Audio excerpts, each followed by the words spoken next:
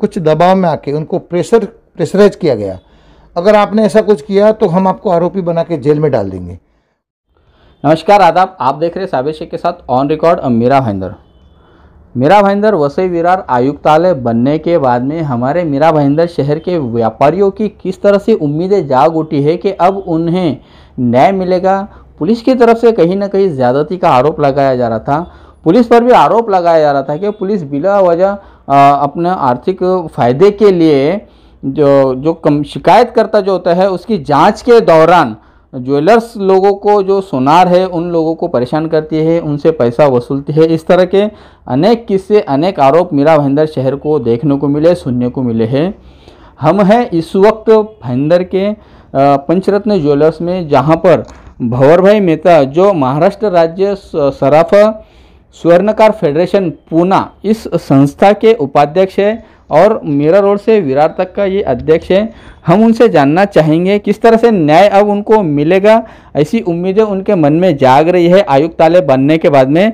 भंवर भाई, क्या कहेंगे आप? अभी हमारे यहाँ पर 10 दिन हो चुका है, आयुक्तालय बन चुका है। सदानंद दाते जैसे एक सीनियर अधिकारी हमें मॉनिटरिंग करेंगे। कितनी आप लोग उम्मीद लगाते हैं कि अब पहले जो हुआ करता था पुलिस की तरफ से, जो ज़्यादती हुआ करती थी, क्या अब वैसी होगी? कितनी उम्मीदें है आपको? अब उनसे मिलने के बाद में हमें थोड़ी आस बंधी है, क्योंकि हम आज 3.5-4 महीने से इस केस के बाबत 189/2020 नंबर का केस हमारा CR नंबर, उसमें सेक्शन इन्होंने 408/420 लगाई थी। और ये कौन से पुलिस स्टेशन में मामला दर्ज? ये नवगढ़ पुलिस स्टेशन का था मामला और 5,76,15,604 का टोटल अमाउंट था इनका। हमने जैसे ही हमें मालूम पड़ा कि हमारे एसोसिएशन वालों से थोड़ा मैं रोकना चाहूँगा कि जिस केस की आप बात कर रहे हैं उसकी पृष्ठभूमि क्या है, किस प्रकार का ये FIR दाखिल हुआ है, उसमें क्या घटनाक्रम क्या था, उस बारे में बताएंगे तो आसानी होगी हमें भी समझने में। इसको फिरियाद करने वाले सुभाष बाबूलाल जैन करके, तो इनका कुछ फाटक के उधर उनका कोई कारखाना था हीरे का, और हीरे के कारखाने में जो आदमी काम करता था उस आदमी ने रिंकेश सिरोया करके, उसने उधर उनके विश्वास में उनकी सेफ की चाबी वगैरह उनके पास रहती थी, तो उस विश्वास के अंदर उसने काफ़ी माल दुकान से उसने कुछ उधर से लिया रहेगा। और वो उनकी सिक्योरिटी वगैरह होते हुए भी, CCTV कैमरा लगा होते हुए भी, सिक्योरिटी होते हुए भी वो माल गया उनका। वो 7-8 महीने में उसने माल उधर से कुछ लिया रहेगा। तो वो माल उसने VV ज्वेलर्स करके अपना सिल्वर पार्क में दुकान है, विनय बम्बोरी उसका नाम है, उसको दिया रहेगा। उसका माल का पैसा उसने ले लिया था।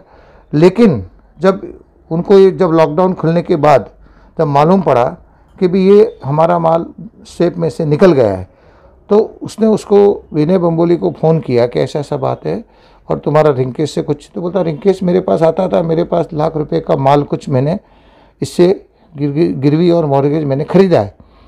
तो कहने का मतलब उसने उससे पैसा तो ले लिया रिंकेश सिरोया ने, लेकिन उसके बाद में लाखों रुपए का, करोड़ों रुपए का माल का हेरा फेरी होते हुए भी जो हमारे व्यापारियों से सराफी व्यवहार के अंदर, क्योंकि हमारा व्यापारी से व्यापारी व्यवहार होता है, जब विनय बम्बोली हमारे किसी भी व्यापारी को, मीरा भाईंदर के व्यापारी को एक माल कुछ मॉर्गेज रखता है, सराफी व्यवहार करता है या उससे खरीदता है, तो हमारा व्यापारी व्यवहार हो गया। तो 420 के मैटर में जब इन्होंने गलत व्यापारियों से वसूली की, ये बात मेरे पास आई, तो हमारे पंचतारा ज्वेलर्स वाले मेरी दुकान पे आए। उन्होंने बोला कि ऐसी ऐसी बात है, मेरे से 150 ग्राम सोना और 1.5 लाख रुपए मेरे से रोकड़ा लिया है। किसने रोकड़ा लिया था, थोड़ा खुलकर बताया। आपके कौन थे उस वक्त वो जांच अधिकारी जिन्होंने 1.5 लाख रुपए कैश लिया है और 150 तोला सोना लिया है?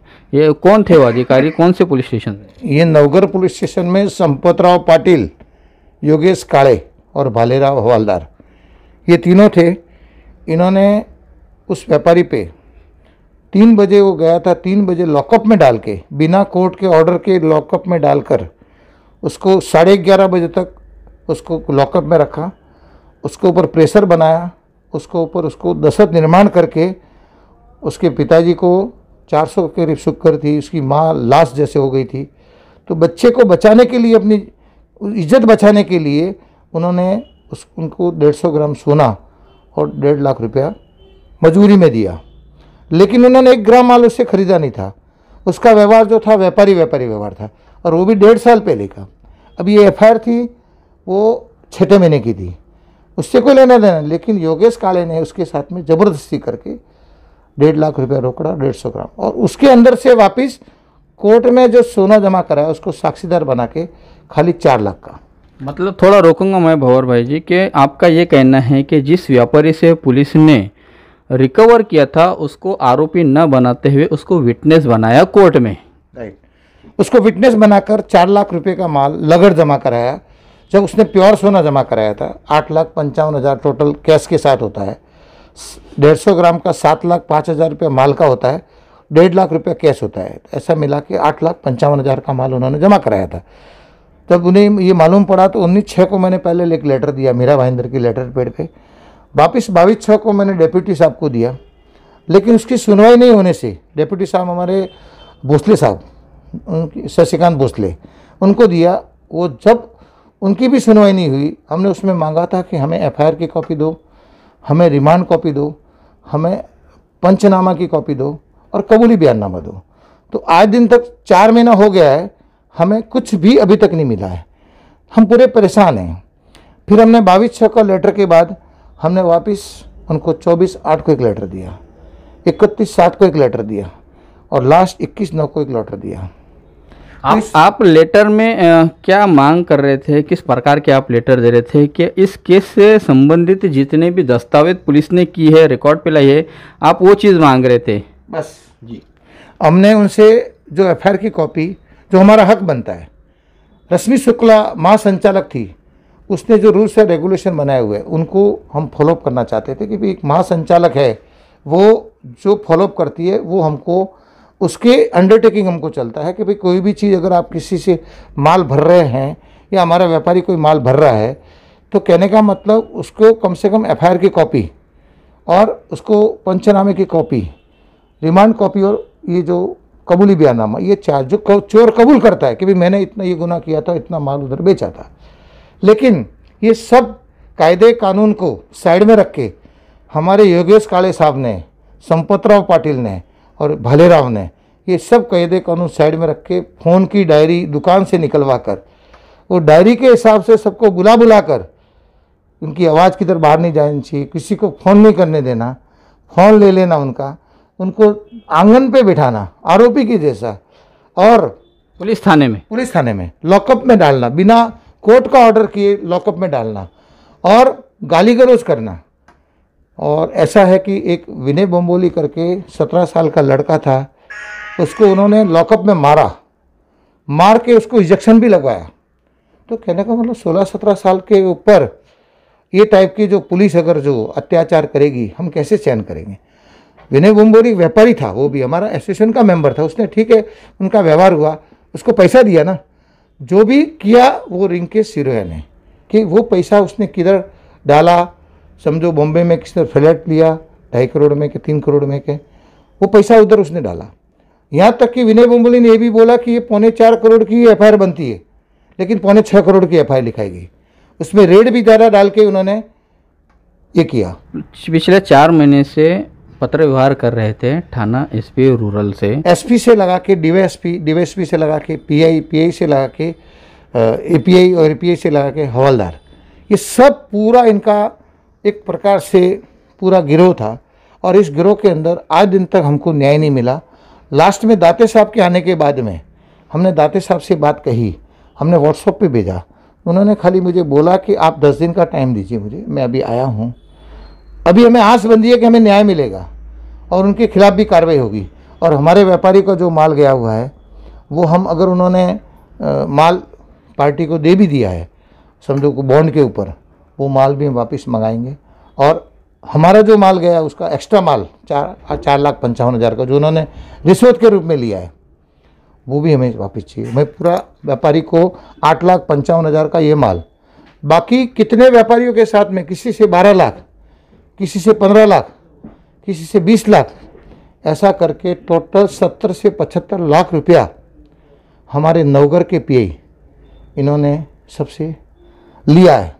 नहीं, लेकिन ये तो इसको शायद आप भी इसको साबित नहीं कर पाएंगे जिनकी आप बात कर रहे हैं। मैं सबसे, मेरे को वो लिख के दे रहे हैं कि वो आदमी रिंकेश सूर्या के बाप से उसने 15 लाख रुपए लिए, और विनय बम्बोली से 5 लाख रुपए लिए 300 ग्राम मेटल लिया। जीतू नहीं लेकिन जिन लोगों ने पैसा दिया, जैसे आप आरोप लगा रहे हैं, उन लोगों ने क्यों आगे आकर शिकायत नहीं की? उनके साथ में ज्यादती हो रही है, आप आगे आ रहे हो, वो लोग क्यों नहीं आगे आ रहे? वो आगे कुछ दबाव में आके उनको प्रेशराइज किया गया, अगर आपने ऐसा कुछ किया तो हम आपको आरोपी बना के जेल में डाल देंगे। वो प्रेशर के हिसाब से वो लोग बेचारे डर के हिसाब से एसोसिएशन में शिकायत नहीं की। लेकिन अभी सब लोग आ रहे हैं। आज मेरे पास विनय बम्बोरी भी आके गया, आज मेरे पास विनोद संघवी भी आके गया, राजू भंसाली और राकेश जैन वो भी आके गए। तो सभी लोग अभी आ रहे हैं। किसके लिए? उनको मालूम है कि न्याय की आशा अभी दाते साहब के आने के बाद में मिलेगी। भंवर भाई फिर रोकना चाहूँगा, मैं माफ़ी चाहूँगा। कई मर्तबा ये भी देखा गया है कि ज्वेलर्स के पास में चोर जो कहीं ना कहीं किसी जुर्म में पकड़ा गया है चोरी करने के बाद में, तो उससे जब पूछा जाता है कि मैंने इस ज्वेलर्स के पास में जाकर बेचा, उस ज्वेलर्स के पास में बेचा, और ज्वेलर्स भी एडमिट करता है, ज्वेलर्स भी तो यहाँ पर लालच के मारे उनसे सोना खरीदते, तो वो भी तो जुर्म है एक। आप लोगों से भी तो कहीं ना कहीं गलती होती है, आप लोग भी तो जुर्म करते हैं, क्या कहेंगे आप? मैं मानता हूँ 100 लोग होते हैं ना, 100 लोग में 2-3-4 लोग ऐसे भी होते हैं कि उनको खाली माल खरीदने में ही खाली ये होता है, इंक्वायरी करते नहीं हैं, बिल मांगते नहीं हैं, और वो चोरी का माल चोरी के भाव के हिसाब से खरीदते हैं। तो हम उनका विरोध करते हैं। हमने आज दिन तक उनको सपोर्ट नहीं किया। हमने एक ही सोचा कि भाई जो चोरी का माल लेने वाला एक बार लेगा, दूसरी बार उसने ले लिया, एसोसिएशन को मालूम पड़ेगा, हम एसोसिएशन से उसको निष्कासित कर देंगे। हमारे लोग ऐसा नहीं कि हमारे में नहीं है, लेने वाले हमारे भी लेते हैं, तब वो गुनहगारी होती है। जब कोई भी चोरी करेगा और कोई माल नहीं लेगा तो वो लोग माल कहाँ बेचेंगे? मैं ये बात को मानता हूँ, लेकिन वो 100 में 30% के लिए 97 लोगों को सजा देना और 97 लोगों को मतलब प्रताड़ित करना, दशरथ निर्माण करके उनसे सोने की वसूली करना, इसका हम घोर विरोध करते हैं। आखिर में बताइए भंवर भाई जी कि आप आपके महाराष्ट्र राज्य सराफा स्वर्णकार फेडरेशन पुणे के आप यहाँ के उपाध्यक्ष हैं, मीरा भाईंदर के अध्यक्ष हैं। इस वक्त जो हमारे यहाँ पर नए सीपी है सदानंद दाते साहब, उनसे आपने मुलाकात की, उनसे आपकी बातचीत हुई, आपने इस पूरे मामले की उनको सच्चाई बताई, जानकारी दी, तो क्या अब आप जैसे क्या और भी पीड़ित है जो बाहर आकर उनके साथ में जो हुआ है वो लोग आ रहे हैं और आपको न्याय मिलेगा अब कमिश्नरेट बनने के बाद में, क्या कहेंगे आप उसको? अब नया पूरा जो सिनेरियो हमारे यहाँ पर शुरू हो रहा है उसको लेकर 100% ये बात सही है। जैसे ही ये मालूम पड़ा, मेरा लेटर गया, मैं उनको ये बात कही, लोगों को मालूम पड़ा, वैसे एक लोग सब आ रहे हैं। उनको ये मालूम पड़ गया कि अभी एसपी और आईजी उनका कोई इधर कोई मतलब नहीं रहा, और उनका कोई इधर अभी कोई मतलब ये कोई इधर प्रताड़ित नहीं कर सकते कि ऊपर से फोर्स लगता था, तो अभी वो सब हट गए। तो अभी एक दाते साहब, सदानंद दाते साहब एक IPS ऑफिसर, अच्छे ऑफिसर है, और उनकी जब हमने सब स्टोरी देखी तो उनका बहुत अच्छा रिकॉर्ड है। और आज की टाइम में मीरा भाईंदर में मीरा रोड टू विरार उन्होंने जो कमिश्नर पद पे आए हैं, तो मीरा रोड टू विरार मेरा भी एरिया है। हमको सबको आशा बनी, तो मैंने सब व्यापारियों को बुला के उनको शुभेच्छा दिलवाई, क्योंकि सर हमारे अच्छे हैं, अभी कानून व्यवस्था भी अच्छी रहेगी, और आगे के आने वाले टाइम में मीरा भाईंदर के अंदर जो गुनहगारी है उस पर भी कंट्रोल आएगा।